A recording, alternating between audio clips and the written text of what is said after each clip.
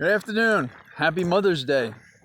I spent a good part of my day with Holly, the mother of my stepdaughter, and it was very pleasant. And there's a very good chance, I'd say 98% chance, that Holly will escape from the hospital tomorrow, with the blessings of the doctors and nurses and so forth. Anyhow, that's our hope.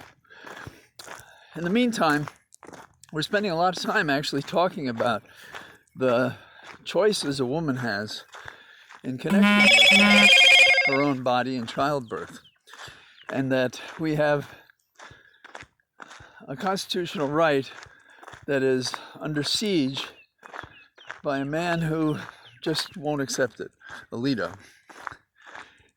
I thought it would be useful to talk about one of the theories that I'm familiar with from having worked on the Hill.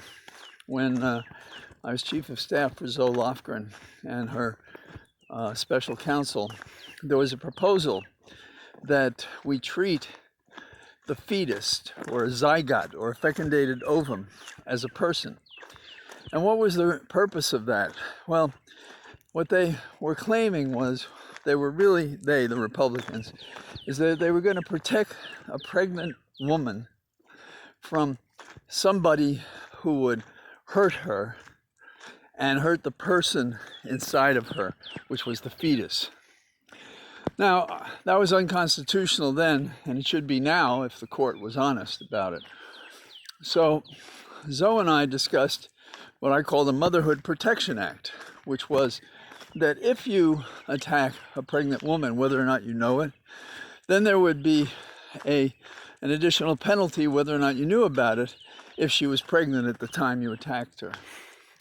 And the Motherhood Protection Act gave cover to members of Congress who were in moderate districts at a time when it wasn't clear what the extent of the support was for abortion.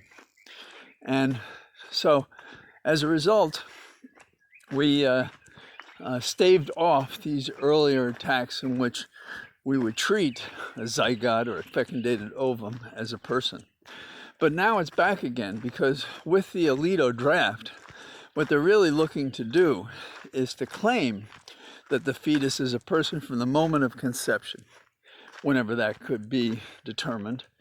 And any mother who chose to use her body in such a way as to have an abortion at any time, at least that's the way I see where they're going, then she would be guilty of, quote, murder or some variation of that, assault on the person, which was a fecundated ovum, whose existence could not be determined, but would nevertheless be, as a matter of law, a new offense.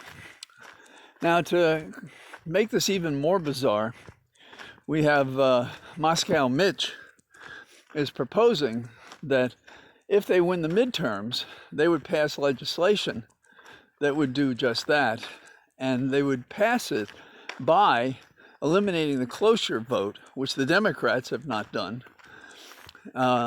requiring 60 votes.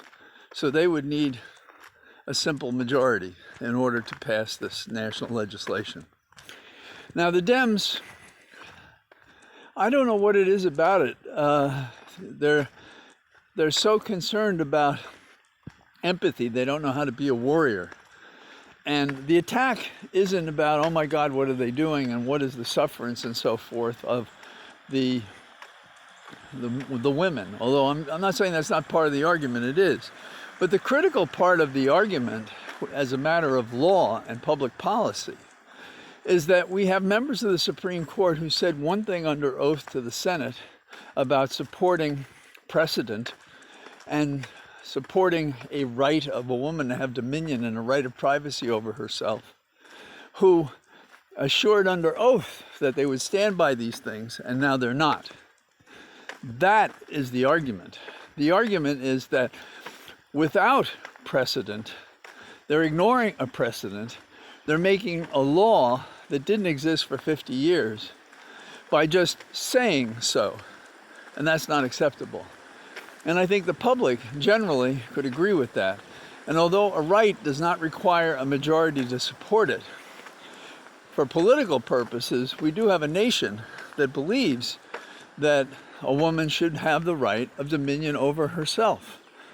And that is a big change. And the Republicans don't believe in that. And the Republicans are comfortable with law by fiat, by a Supreme Court that has no one to re-examine what they're doing and saying. So, to sum up, the Republicans want to create a zygote as a person so they can prosecute the mother and put her in jail for even thinking to have an abortion. The Republicans are prepared to pass a national law if they win the midterms that would make this a reality as a result, as a matter of federal law. And finally, the Democrats have to stop doing card tricks and go to the middle of the debate and call out Alito and the Supreme Court for making law in contradiction of law that by precedent and by time and by policy is the law. So that's what I got. Otherwise, I want to thank you guys for supporting Holly and I.